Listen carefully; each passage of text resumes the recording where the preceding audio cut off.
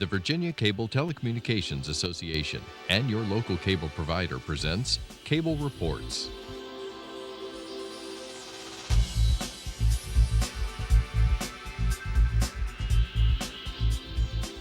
Join us now as Cable Reports brings you up to date on current issues facing the Commonwealth through discussions with your local legislators and other policymakers from across Virginia.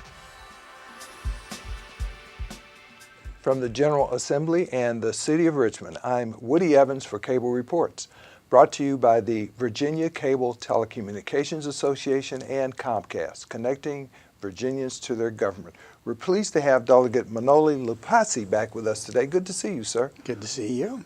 Well, we're about a week away from the end of the session, hopefully. How has it gone so far? I think it's been pretty productive. I've carried a number of bills and had some successes. I've had some failures. It's kind of the way it goes. Well, how are things going on in your district? You know, for the last 6 or 7 years, we're still been in a recessionary period, and with sequestration in Washington, it's made it even difficult, more difficult around the Commonwealth. Well, I think that's true. I think they probably feel more of the pinch in Northern Virginia since they rely upon, the largesse of the federal spending more to a degree than we do here in Central Virginia. So I don't know that, in particular, my district has felt it in any major way. Who are some of the major employers in your district? Well, my district is largely urban and suburban, so we don't have, abutting us, is downtown Richmond. So, we have the Midwest Vaco, which I now has, I've forgotten the name, they just changed it to Dominion Resources. Mm-hmm. Obviously, the MCV healthcare system is a big employer. Capital One's a big employer in the region, in our region. So many of the people that live in my district work for Dominion or Capital One, or VCU or MCV health systems. Those are the major employers in the really Richmond metropolitan area. So tell us what's going on with the Coliseum here in Richmond. So I put in a bill this year. The Richmond Coliseum, if you remember, it's probably 2002, 2003. We had on ESPN, they have the Big East ACC Challenge. Mm-hmm. And so UVA was playing Michigan State, I think on a Monday night. And it was just a really unusually warm winter day. And they had the hockey game the night before. And so they didn't pull up the hockey rink, and they put the basketball court on top of the hockey rink, and it was so hot outside the air conditioning systems couldn't cool the building down sufficiently. And then when the place packed with all those people, the basketball floor turned into a skating rink, and they had to stop the game at halftime. And they didn't play the game. They played just a half because the kids were slipping. And then it was a big deal because it was all over ESPN. It's a horrible embarrassment for the city. Now, this is 13 years ago. And Tom Izzo on national TV said he felt like that they were playing basketball in the inside of a UPS truck. I'll never forget that because remember they had those brown seats. Oh, yes. It's like a huge to-do. So we spent, when I was on city council, we spent probably $9 or $10 million.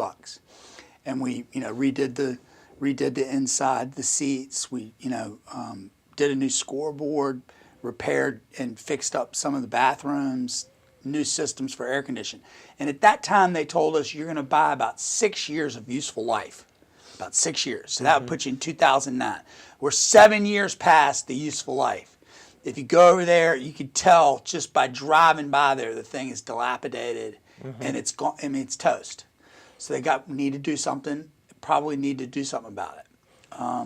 So some people are trying to figure out a way, if they can, to finance the stadium. You would finance a new stadium, issue bonds, having someone come hopefully forward with a large amount of money for naming right, and then boxes and whatnot, and then gate receipts, and hopefully it would produce enough from that to pay for its own bonds.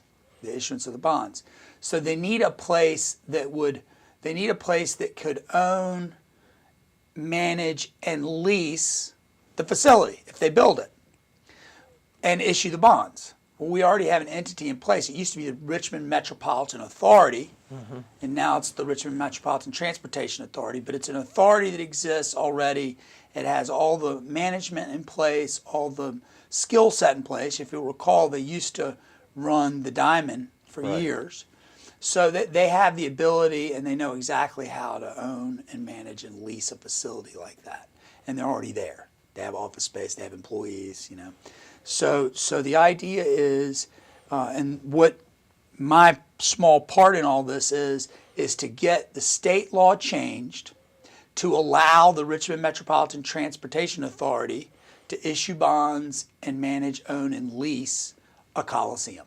And that's all it is. It adds one sentence to that law, which gives them the power to do the big thing, which is maybe a $170 million facility. Right. So, you know, an idea would be you build something maybe 17,000, 16,500, something that could attract an East Regional, something that could be a nice facility where you would bring in fairly large concerts. You know, Richmond about 3 weeks ago was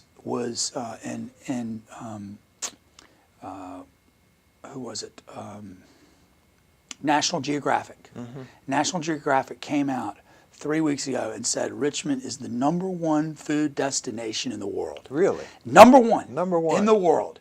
If you want to get good food, come to Richmond. National Geographic. Now that's not a joke outfit. I mean, that's a big deal. Right. So, you know, when you start thinking about the city of Richmond and how it's developing and the way it's developing, and then you factor in the fact that we have some of the best restaurants in the world, and then if you could have a nice facility which brings in great concerts and those kinds of things, you're really a very impressive. It's very impressive.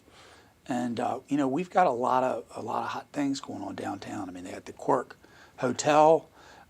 They converted Milton Roads to a hotel there. I was just driving down Broad Street, and in the last 15 years, it's just unbelievable how much activity and what's going on with Broad Street. I mean, it was dead when I first sat on City Council back in 1999. It was dead, man. I mean, I didn't think it was coming back.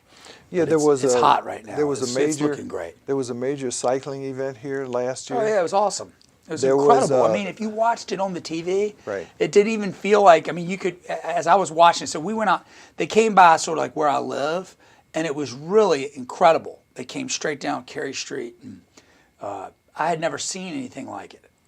You know, I got up one Saturday morning just to check it out. So I walked down the street with the kids, and it was unbelievable. I had never seen anything like that, and there were thousands of people that just poured out of their houses just to watch along the way. I mean, it was really cool.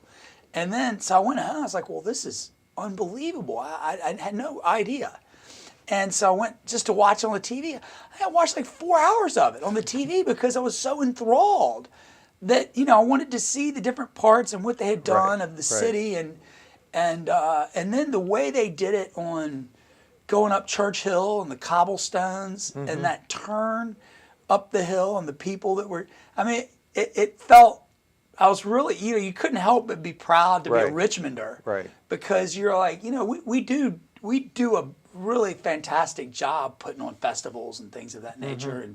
And it's not known as a sports town really, because we're more participatory. But something like that, it was very impressive. Now this legislation is necessary because localities like the city of Richmond can only do what the state allows them to do, so to speak. Yeah, and I think the idea is, you know, for something like this, which is a regional amenity, it's best to have it managed sort of outside of the city, you know.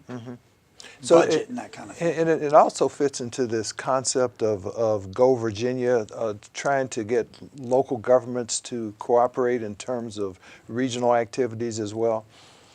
Well, I mean, we're all interdependent in so many ways. You know, the successes that we have relate to one another. When people come to from out of town to go out to Chesterfield to play in these huge lacrosse tournaments, you know, soccer tournaments, volleyball tournaments they bring into town, you know, downtown. There's thousands of people that come from. I was like, my son plays lacrosse. He's in 5th grade, and there's hundreds of teams that go out to Chesterfield. I've never seen anything like it. It's like 30 fields out there, and it's unbelievable. Maybe not 30, maybe 15 or 20, but it's a boatload of fields out there. Okay, and you have teams coming from Canada. From Canada. Oh yeah, they come from everywhere. You're like, well, where are these people? On weekends, that's what they do. They put the kids in the car and they come from New York. They come from Canada, and they stay here for 4 days. Wow. And so all those people have to stay somewhere. They don't all stay out in Chesterfield. They stay in hotels in the surrounding areas. So when you attract, it's the same way when they have a volleyball tournament, a girls volleyball tournament in the convention center. Right. There's thousands of people that are coming from all over. They're not just teams in the region. They're coming from Maryland. They're coming from Pennsylvania. They're coming from North Carolina, South Carolina, and they're coming here and they're staying places and they're going out and eating. So it creates a lot of activity, these things. And so when you have a you know, an Elton John or you know, probably the Rolling Stones will come back again. I think they had their last concert in 1983. But you know, if they can find a couple of them that are breathing, I'm sure they'll do another one. Right. And they can do it right here at the, you know, brand new Richmond Coliseum. They will pack up. All the restaurants here will fill up. You know, it's just that kind of thing that can create a lot of good activity for everyone. So it sounds like tourism is a big deal for Richmond right now. It absolutely is. It's great. I mean, you know, that's where we're successful. I feel like that's kind of where we're having a lot of successes. Right now we're struggling in other areas, but you know, it's kind of sad for me because as a Richmond City resident, and as someone who's lived in the city for my entire adult life, went to law school here, lived in the city my entire adult life, I've been a Richmonder all my life. I grew up in Henrico, but have been in the city since I was, you know, 22, 23 years old. So, you know, a very long time now, 26, 27 years. So many great things are happening, and it's wonderful to see.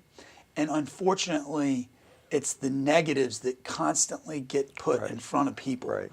And like, you know, when I brought up the part about National Geographic, right. Who knew? Right. Who knows? I don't think enough people know that. I mean, it's incredible and it's great. I mean, the city is the #1 place in the world to eat. That is amazing. That's amazing. But you know, every day you see mismanagement. They can't put together a budget. Finances. We can't get our financial stuff put in order. You know, and it's not a good situation. Everybody wants to blame the mayor, and you know they're beating him up right now. And look, I mean, I've gotten into it with them. Remember, I got into it with them a couple of years ago. Right. But the thing about it is, some of this stuff is systemic. It's not one guy's fault. If you think about this, he's trying to hire someone. Let's say he tries to hire someone who's a budget director. He's got 2 years left. He's term limited. Okay, so if you call up the best, you try to bring in the best budget people in the country and say, hey, I want to interview. Who the heck that's worth anything is going to come for a 2-year contract? Right. I can sign you up for 2 years. But then when the new guy comes in, he might fire you. You know, when Wilder took office, he fired most of our bureaucracy. Right. And we haven't recovered. We had the #1, and he's going to get mad at me for saying it, but someone's got to say it. We had the #1 public works director in the country. The #1. Diane Linderman. She was voted 3 months before he fired her, she was voted by her peers to be the #1 public works director in the United States of America. Wow. And then he got fired. And now what do you have? You got a guy, I don't know the gentleman, okay? All I know is what I see. I'm a citizen, but they couldn't even get, you look at when we had the snow, it was embarrassing. That's what Public Works is for, is to get the snow off the roads. And so, you know, it's I don't think you can put it all on the mayor. He can't hire, you can't hire people. I mean, it makes it, he can hire people. It makes it more difficult to hire the top-notch people when your bureaucracy has been beat down the way it's been, and you don't have much time. So it creates a lot of unsettling in the bureaucracy. See, when we had the manager form of government, we always have had a very difficult political situation. Time after time, we have elected officials that are having problems. If you'll recall, we had the late Leonidas Young, all that issue. Those were elected people who were causing problems. After that, Saad Al-Amin. After that, Gwen Hedgepeth. So time after time after time, we had unsettled situations in our elected leadership. But we had a fairly independent, strong city manager that could hire a bureaucracy which could create stability from the top down. So while you had some unsettling parts to your political operation, in other words, to your elected officials, you still had, relatively speaking, right much stability in the overall management of the city, because you could keep people and they could rest assured that they had sort of a little bit of a buffer zone. And so we did have stability in our bureaucracy.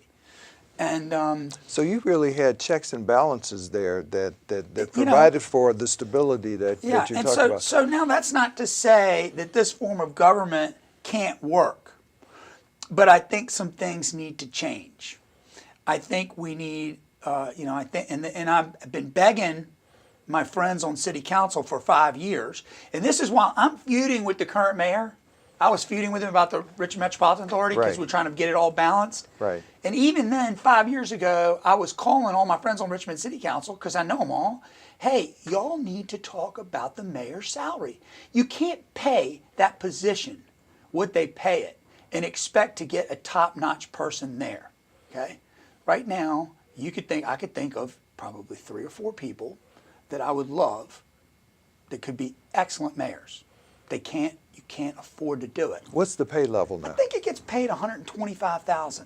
But you know, that's a mid-level bureaucrat over there. I mean, it's like the 40th paid person, and it's that number one position. That's the number one position. It's the mayor, for God's sakes. I mean, that's a 24/7 job. If someone gets murdered on your streets and they're having a vigil, they need the mayor on the job. Okay? If they're doing something, if something's happening, the mayor's got to be there. And so, you know, it's a big position. It's an important position. And we don't pay it. We pay it like a mid-level manager in the Public Works Department or something. You know, it doesn't make any sense. And so, you know, I don't think you're attracting your best. I really don't. I mean, someone like Mike Herring, I mean, he'd be fantastic. You know who I'm talking about? The current Commonwealth attorney. He'd be fantastic. He is an honorable man. He's obviously an excellent manager of people, great skill set. I mean, he would be a fabulous mayor. Make us all proud, I think. But you can't afford it. You can't afford it. And here's the thing, I'll say this. We've been extremely fortunate in this way, okay? Doug Wilder took the job, but he was able to make extra money from VCU. This gentleman took the job, and he's been able to make extra money as working as being the pastor. So, but not everybody has those accesses to an extra side job. And sooner or later, we're going to be in a position where we elect someone and that's their only salary. And they might not have personal financial wealth, and it's going to be a situation. You mark my words, because they're going to be living a different lifestyle, and they're going to be looking for something from somebody, and it's going to cause problems. And then we're going to end up in federal court. Well, you know, you got it on the TV. Because you heard it here We first. got it. Well, it really sounds like the experience you garnered at the local level as a city councilman, and you were also president of the council, really informs the way you're able to work here in the General Assembly. Well, I was yes, and I was the first president of the Richmond City Council under the new form of government. I don't know if you knew that, but when we formulated the new government, when Wilder and Bliley put together and formulated the new government, I was the first president of the Richmond City Council. And so, and I did a lot of these things. I'm getting old now, but I did a lot of these things when I was young. And so a lot of the way things operate, prior to my being president of Richmond City Council, we had city council meetings that went on to 2:30, 3 o'clock in the morning. Really? Yeah, it was ridiculous. I mean, people watched it for entertainment. That's not good government. Right. When they're putting on the TV because they want to be entertained, that's not good government. Okay? Good government is getting the things done that need to be getting done and then getting off the tube. Really. So when I took office, we put together a committee system which had real teeth. And I don't recall us having a council meeting past 9:30 at night. And we did the business. You get people, we want public input, but you give plenty of people opportunities for public input. Then at the time when the decisions are made, everybody already knows and has a pretty good feel for what you're doing. And so, you've worked it out. By the time we made the decision, we had enough public input and information to inform so that we weren't doing it all on the TV. Right. And I think the citizens in general appreciated that much more because it was more orderly. Right. Does it work well here, in your opinion? Does the government here work well? Yes. Well, that's the thing. See, you have 140 kings here in the legislature. Everybody, because you're an elected official. Okay, I represent 80,000 people. So I have, obviously, an opinion. Okay. Now, I try not to prey on my friend's time while I'm down here because, a lot of other people have opinions too. So, you got a lot of people involved in the decision-making process. So as a consequence, not many things happen. And they don't happen rapidly. So I might pursue legislation and it could be, I have to take a long view.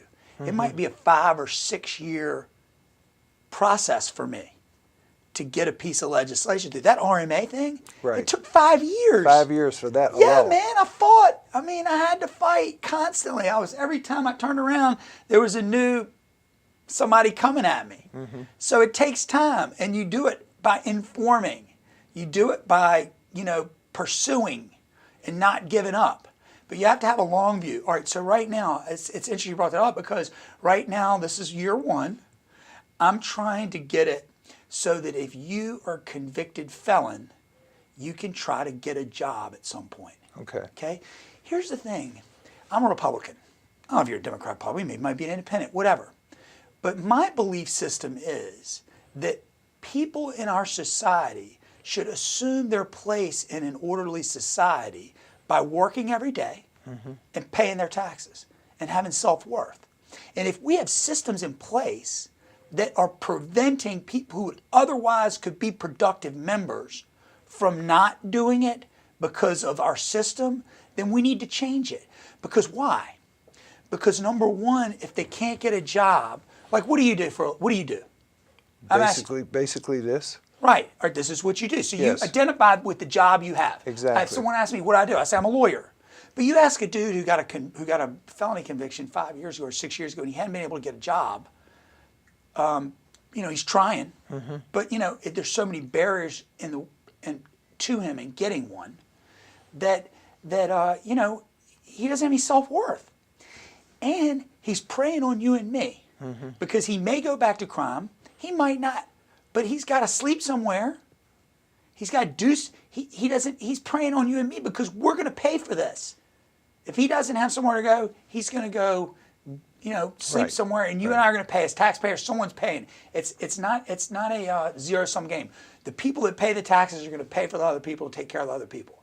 So we got to figure out a way to not have barriers in place to people to get them back into working. And that to me is a healthy thing. Not for extremely violent people, rapists, Right, murderers, right, and robbers right. and stuff like that. But I'm talking about nonviolent criminals that made a mistake. And my idea is let them go, petition the circuit court, present to the circuit court why they feel they've been rehabilitated. This is after they've done their time, after they're completed with probation. I mean, they're done. They've paid their debt to society. Then let them get something so that they can take it to their employer and say, look, I've had a judge that has found me to say that I've been rehabilitated, or something to that effect, so that the employer has something that they can go on and say, all right, I might take a chance on this guy. Right. And I think that that's the kind of thing. So this is not something that it wasn't ready for, quote unquote, not ready for prime time this year. But I'm not going to stop, because I believe in what I'm trying to do. And I think that long term, if I'm successful, society is going to be in a better place. We've got about a minute and a half left, but I did want you to talk about your turkey parts legislation, if we can. All right, so that's a quick one. I heard, so I put in the thing for the turkey parts to let them use as tools or implements. This guy came to me, he lives in my district, and this is what democracy is all about. Right. He told me about the situation where the government doesn't allow him to use wild turkeys to make the tools, these, like, bows and arrows and stuff like that. He tries to do it just like the natives did it. Okay, it's kind of like his shtick, and he can make a lot of money selling these things.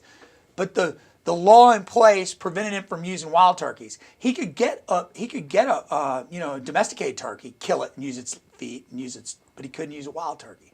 I'm like, that's the dumbest thing I've ever heard. Why are they bothering this guy? Okay, that law is a dumb law. It needs to be changed. Well, put it in, all of a sudden, ha ha ha, he wants the turkey parts. They want to interview him. I'm like, nah, talk to my guy. After the reporters from the Washington Post, Richmond Times-Dispatch talked to the guy, like, oh, it really is cool with these guys all beat up hands, and it's really cool the way he does it, And so it's just one of those things that kind of illustrates why I'm here. It's to help a little guy, to fight the man a little bit, fight the man's coming down on him. And it's good for society to have that, have access to their government, have someone who's in the government responding, because basically everybody told him, you need an act of Congress. You just quit using the turkeys. And he was like, well, maybe I'll call my guy up and see what he says. So and that's how it started. And it's gone through.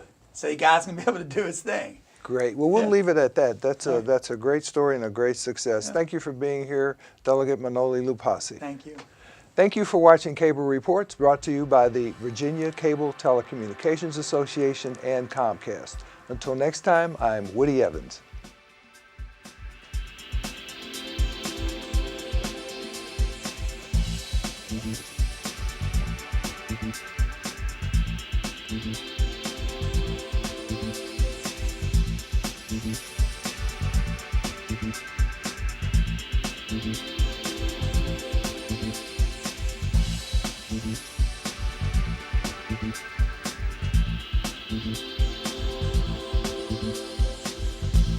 Mm-hmm.